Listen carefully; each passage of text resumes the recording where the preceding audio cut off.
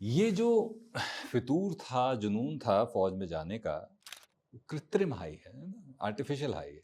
That's not the high that you are looking for. चाय बेचने वाले कमाल करते हैं, या तो वो कमाल करते हैं या उनके बेटे कमाल करते हैं। कैट से मुझे बीएचयू में एडमिशन मिल गया। मैं उस विजय से अब बात करना चाहता हूँ, जो कानपुर का है, हाँ। जिसने अपने ज़िंदगी की शुरुआत में बहुत सारी चीज़ें देखी। जो 15 साल की उम्र में ये तय करता है कि मुझे सिर्फ़ फ़ौज में जाना है, हम्म। मुझे सिर्फ़ वर्दी चाहिए और 19 साल की उम्र में जब उसका सिलेक्शन नहीं होता है, तो उसके जीवन में अवसाद आता है, डिप्रेशन आता है हम्म। और 19 साल की उस छोटी सी उम्र में वो शराब का भी शिकार हम्म। हो जाता है और इस हद तक उसकी अल्कोहलिज़्म बढ़ती है कि एक दिन उसके पैनक्रियाज़ तक फट जाते हैं। हम्म। मैं चाहता हूँ कि वो जो आपकी जर्नी है, वो आप शेयर करें ताकि ये जो पॉडकास्ट देख रहे हैं, उनको एक उम्मीद मिले कि सफलता, असफलता ऐसी कोई चीज़ होती नहीं है। जब आपके साथ ज़िंदगी आपको उठा के पटक रही होती है, उसमें भी कुछ न कुछ अच्छाई छुपी होती है। 15 साल से शुरुआत करते हैं और ये हर फ़ेज़ के बारे में चाहता हूँ कि आप थोड़ी-थोड़ी बातचीत करें। 15 साल नहीं, ये जो फितूर था, जुनून था फौज में जाने का, ये उससे भी छोटी उम्र से आया। इतनी छोटी उम्र से कि मुझे याद है, आई थिंक 8-9 साल जब मैंने होश संभाला, तब से मेरा हेयर कट जो है वो कटोरा कट होता था, कटोरा कट, फौजी कट। फौजी कट होता था।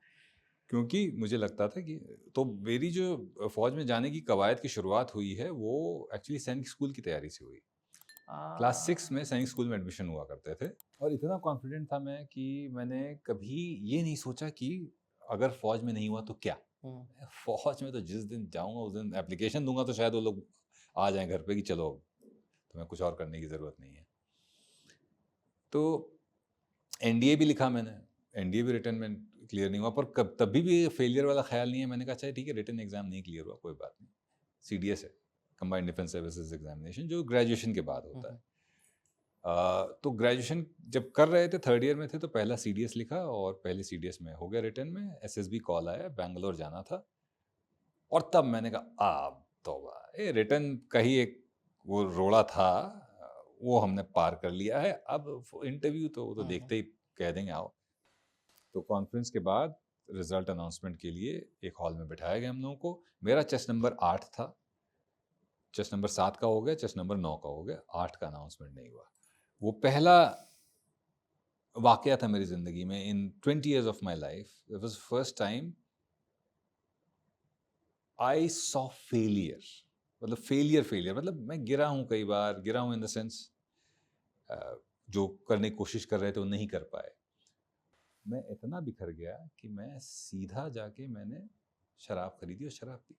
ऑफ कोर्स फ़ोन पे बहुत रोया, मैं फ़ोन किया मम्मी को, बहुत रोया, शराब पी। 19-20 साल में ही। और वो बैंगलोर से कानपुर तक की जर्नी पीते पीते, ओह! वहीं पे आपने शुरू कर दी। पीते पीते आया मैं। हाँ। अब वो, उसके बाद वो सहारा कमजोरी बन गई, और उस चीज ने कितना उस, पीते थे सर आप? अभी आता हूँ उस पर, सब आता हूँ, ये तो ओके। अभी शुरुआत है, तो हाँ, हाँ, तब तो हाँ। 2 बोतल बियर और एक क्वार्टर में हम फैल हुँ, गए, हुँ, हुँ, हुँ। और उसमें भी उल्टी पल्टी सब हो गई। पर ये सबसे बड़ी गलती थी, वो ये थी कि आपने अपने दुख का इलाज शराब में ढूंढा। अब आपके ब्रेन को मैसेज चला गया कि अगर आप दुखी हैं तो शराब पी लीजिए तो you feel high. That's a कृत्रिम हाई है ना, आर्टिफिशियल हाई है। That's not the high that you are looking for, और you should, that's not the high you should be looking for. Depression बढ़ता गया, और जितना डिप्रेशन बढ़ रहा है उतना ही शराब पीना बढ़ रहा है। ये हुआ पहला फेलियर। 6 महीने बाद थैंकफुली सीडीएस 2 बार होता है साल में, फिर से सीडीएस लिखा, फिर पहुंच गए एसएसबी पे, फिर फेल हो गए। अब ये विश्वास, रिटर्न निकल गया आपका? रिटर्न रिटर्न इस कई बार हालत में भी आप रिटर्न निकल, निकाल ले रहे अरे हैं? इसके हालत में बहुत काम किए मैंने, कमाल कमाल के काम किए। रिटर्न निकल गया, फिर पहुंच गया, फिर फेल हो गए। अब सवाल यह है सर्वाइवल का कि भैया मतलब फौज में तो अब थोड़ा सा डाइसी ही मामला, कुछ और भी करना पड़ेगा। तो क्या करें, बैंक पीओ की तैयारी करें, जो होता है प्रोबेशनरी हम लोगों की ऑफिसर, तरफ। है ना। यही फायदा होता है अपने तरफ के लोगों का, समझते हैं। पीओ, पीओ, है ना, हाँ। Bank PO. बैंक पीओ, कई हाँ। लोगों को तो पीओ पता ही नहीं होगा, पीओ नहीं भैया, पीओ, पीओ, प्रोबेशनरी हाँ। ऑफिसर। हाँ, हाँ। उसकी तैयारी करने लगे, मन था ही नहीं। और अच्छा, क्यों उस चीज़ ने मुझे बहुत अफेक्ट किया, क्योंकि मैंने अपनी बहुत सारी एस्पिरेशंस उस पर डाल दी थी, उस सक्सेस पर, कि अब ये जब हो जाएगा, मेरा फौज में हो जाएगा, तो मैं आईएमए पहुंच जाऊंगा। आईएमए पहुंचते ही 8,000 रुपये का स्टाइपेंड मिलने लगेगा मुझे। देखिए, हम लोग जब बड़े हो रहे थे तो पिताजी का बिजनेस में बहुत बहुत भयंकर लॉसेस से गुजरा। तो क्या चीज़ का मतलब बिजनेस था? शुरुआत उन्होंने करी स्क्रैप के बिजनेस से। स्क्रैप के बिजनेस में ऑलमोस्ट सब कुछ हार गए, वो पार्टनर ने सब गबन कर लिया। फिर स्टेशनरी का बिजनेस किया, उसमें जो बचा कुचा था वो भी चला गया। फिर सुपारी, मीठी सुपारी का बिजनेस किया, बाकी जो कुछ भी दमड़ी बची थी वो भी निकल गई।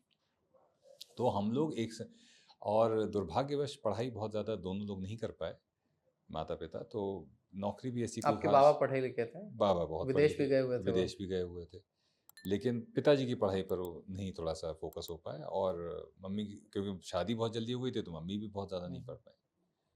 तो नौकरी का ऐसा कोई सीन पिताजी का बना नहीं। तो बहुत समय तक वो बेरोजगार रहे, धंधा कुछ कर नहीं पाए। तो क्या होता है, धंधे की एक फितरत होती है आपके अंदर।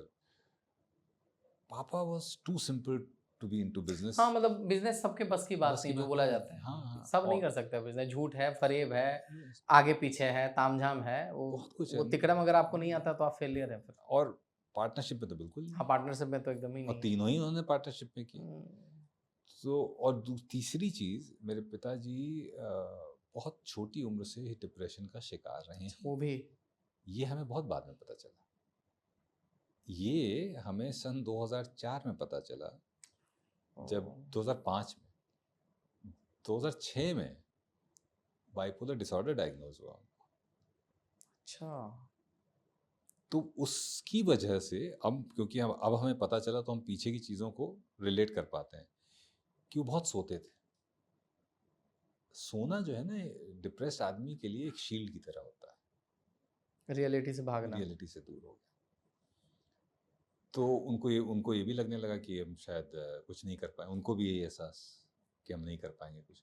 बहुत कोशिश करी, और मतलब प्रयास में वो 100 नहीं थे, प्रयास में वो 150 थे। आप सोचिए कि जिस आदमी ने स्क्रैप के बिजनेस से शुरुआत करी, जो लोहिया को सप्लाई करते थे उस समय, अच्छा। एलएमएल वगैरह को, से स्टेशनरी पे आया, दुकानों में सप्लाई, से मीठी सुपारी। मीठी सुपारी, पान दुकानों में सप्लाई, से खुद की पान की दुकान, अच्छा। पान और चाय की दुकान। ये चाय बेचने वाले कमाल करते हैं, या तो वो कमाल करते हैं या उनके बेटे कमाल करते हैं। तो हमारे पिताजी ने चाय भी बेची, उनके साथ हमने भी बेची। तो क्या होता था कि एक मेला लगता था। प्राइड दिखता है आपके आंख में जब आप ये बोल रहे हाँ हैं। बिल्कुल, उसमें क्या दिक्कत है। उस समय बेवकूफ़ थे कि थोड़ा लगता था, तो रे उस समय होती थी हो तो, खलिश। जब हम बड़े स्कूल में पहुंच गए, क्या है, पिताजी माताजी ने एक चीज़ सोच रखी थी कि बच्चों को पढ़ाई बड़ी अच्छी करानी है। तो अंग्रेजी मीडियम में, महंगे स्कूल में, आधे से ज़्यादा पैसा फीस में जा रहा है, खाने के वो हैं, वांदे हैं थोड़े से, लेकिन जहाँ हम बड़े स्कूल में रहे, वो जब बड़े स्कूल में पहुंच गए ना, तो हमारे अंदर थोड़ा सा एक हीन भावना थोड़ी इन्फीरियरिटी सी। कॉम्प्लेक्स, ही भावना आ गई कि अरे हमारे पिताजी तो ये करते हैं, तो हम, और आज हमें दुख होता है उस बात का, बट ठीक है, बच्चे हैं, नहीं समझ में आता है। लेकिन उससे जब छोटे थे, तो हम इंतज़ार किया करते थे कि दशहरे का मेला आएगा, रात भर पापा दुकान खोलेंगे तो हमको भी लेके जाएंगे, हम भी वहाँ पर बेचेंगे कुछ। मतलब हम्म, कोई कोई पान मसाला लेने आ रहा है तो हम पुड़िया फाड़ के दे रहे हैं, पैसे ले रहे हैं, हमें बड़ा मज़ा आता था उसमें। तो उन्होंने ये भी किया। फिर पीसीओ भी चलाया उन्होंने। और इस बीच में मम्मी ने ब्यूटी पार्लर की ट्रेनिंग ली, तो ब्यूटी पार्लर खोला। तो ब्यूटी पार्लर और पीसीओ बाद में बहुत लंबे समय तक हम लोगों की कमाई का जरिया रहा उसी से। तो इसकी वजह से एक दिमाग में एक और प्रेशर था कि घर को सपोर्ट करना है। और वो जब 8,000 का स्टाइपन वाली जो बात जो 8,000 आप का बता जो रहे हैं। Stipend, coming back to that 8,000 का स्टाइपेंड, तो 8,000 का स्टाइपेंड मेरे लिए भी मायने रखता था। हम्म, तो इसलिए और ज़्यादा दुख हुआ कि मैं यार सोच रहा था मैं सपोर्ट करूंगा, इनकी जो परेशानियां हैं अब ये शायद ख़त्म हो जाएंगी, ये तो हो ही नहीं रही ख़त्म। तो भाई नहीं ख़त्म हो रही है तो उसका इलाज ढूंढो ना, रास्ते ढूंढो। शराब में तो उसका रास्ता नहीं है। मैंने बड़ा तकलीफ दिया अपने पेरेंट्स को, मतलब मुझे इस बात का बड़ा अफसोस है। फिर ये करते करते पीओ में समझ में आया, पीओ एग्ज़ाम भी नहीं निकलेगा, मैथमेटिक्स मेरी बड़ी स्ट्रांग थी नहीं, तो कि कैट, हमने कहा एमबीए करते हैं। कैट लिखा मैंने, कैट में आया 93 परसेंटाइल।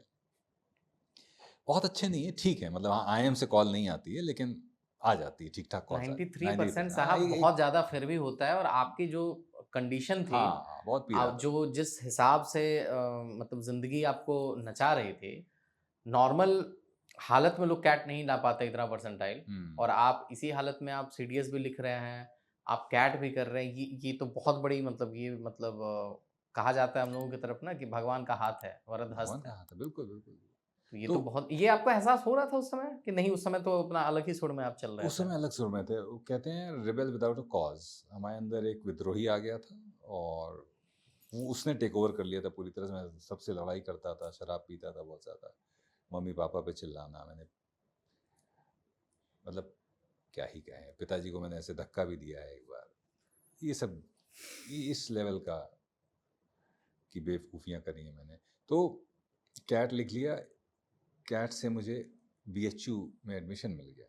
बीएचयू का एमबीए जो है काफ़ी अच्छा माना जाता, तो उस समय भी आज भी अच्छा है।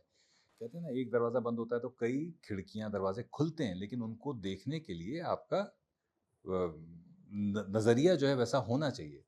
मेरा नज़रिया हो चुका था पूरी तरह ब्लॉक, नेगेटिविटी पूरी तरह हावी हो चुकी थी।